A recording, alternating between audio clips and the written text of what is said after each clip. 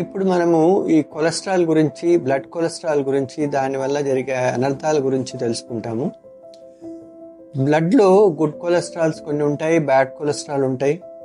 Bad cholesterol, triglycerides, LDL cholesterol వల్ల మనకు usually ఈ అథెరోస్క్లెరోటిక్ ప్రోగ్రెషన్ అట్లాంటివి జరుగుతుంది. దానివల్ల హార్ట్ అటాక్ రావడం కానీ, బ్రెయిన్ స్ట్రోక్ రావడం కానీ జరుగుతుంది.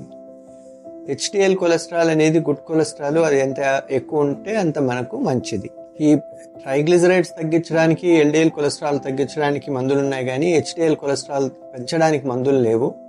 దానికి ఒకే ఒక మార్గము ఎక్సర్సైజు, డైటరీ హ్యాబిట్స్ మార్చుకుని, లో సాచురేటెడ్ ఫ్యాట్స్ అవి తగ్గించుకుని పాలీ అన్సాచురేటెడ్ ఫ్యాట్స్ అని కొంచెం ఎక్కువ తీసుకోవడము, ఫైబర్ డయట్ ఎక్కువ తీసుకోవడము, మనం ఆహారంలో కొవ్వు పదార్థాలు తక్కువగా తీసుకోవడము అనేది చాలా ఇంపార్టెంట్.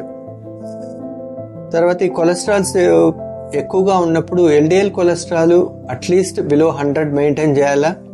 ఐడియల్గా బిలో 70 మెయింటైన్ చేస్తే చాలా మంచిది.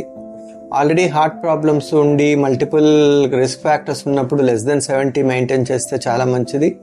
హై రిస్క్ కేటగిరీ ఉండేటప్పుడు ఎల్డిఎల్ కొలెస్ట్రాల్ <55 మెయింటైన్ చేయడం చాలా మంచిది. అలాగే హెచ్డిఎల్ కొలెస్ట్రాల్ కూడా 40 కన్నా ఎక్కువ ఉండేట్టుగా చూసుకోవాల్సిన ఆవశ్యకత ఉంటుంది.